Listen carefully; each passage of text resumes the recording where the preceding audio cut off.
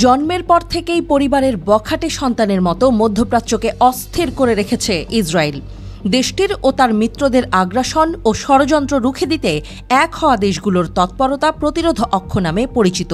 এই প্রতিরোধ অক্ষের দেশ এবং গোষ্ঠীগুলোর ভাগ্যে কম দুর্ভোগ ডেকে আনেনি ইহুদিরা। তাদের রাজনৈতিক, অর্থনৈতিক, সামরিক অবকাঠামো ভেঙে ফেলার জন্য 1 বছরেরও বেশি সময় চেষ্টা চালিয়েছে ইসরায়েল, কিন্তু তার সাফল্যের খাতায় শূন্য। ফরেন অ্যাফেয়ার্স ম্যাগাজিন এমনটাই মনে করছে। ফরেন অ্যাফেয়ার্স বলেছে, ইসরায়েলের আক্রমণের তীব্রতা, উন্নত প্রযুক্তি এবং সামরিক কৌশল মধ্যপ্রাচ্যে ক্ষমতার ভারসাম্যকে উল্লেখযোগ্যভাবে বদলে দিতে পারে। কিন্তু যুক্তরাষ্ট্র, যুক্তরাজ্য এবং ইউরোপের সমর্থন পুষ্ট ইসরায়েলের সামরিক শ্রেষ্ঠত্ব সম্ভবত প্রতিরোধ অক্ষকে নির্মূল করার জন্য যথেষ্ট হবে না। দেখা গেছে প্রতিরোধ অক্ষ বারবার পরিস্থিতির সঙ্গে মানিয়ে নিয়েছে। অক্ষটির সদস্য গোষ্ঠীগুলো তাদের নিজস্ব দেশ ও সমাজের মধ্যে যে গভীর সংযোগ বজায় রাখে তার প্রমাণ এটি। ফিলিস্তিনের হামাস এবং লেবাননের হিজবুল্লাহ রাজনৈতিক, অর্থনৈতিক, সামরিক এবং আদর্শিক নেটওয়ার্কের মাধ্যমে ঘনিষ্ঠভাবে পরস্পরের সাথে যুক্ত বলে জানিয়েছে ফরেন অ্যাফেয়ার্স।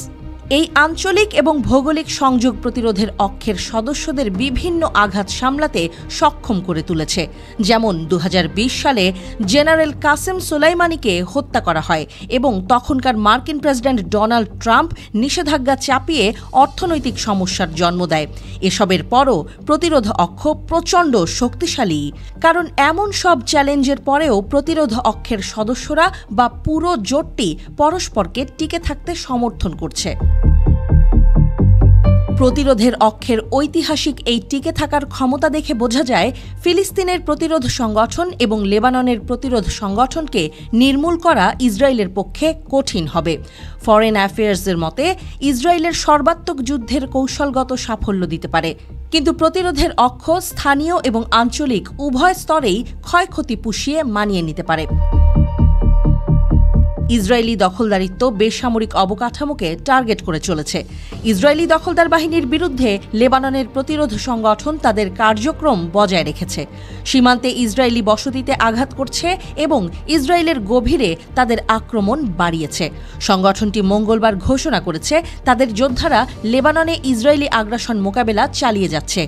দক্ষিণ লেবাননের ফ্রন্ট লাইনে থেকে ইসরায়েলি অবস্থানের গভীরে পর্যন্ত দখলদার অফিসার, সেনা ও সরঞ্জামের উল্লেখযোগ্য ক্ষতি করেছে।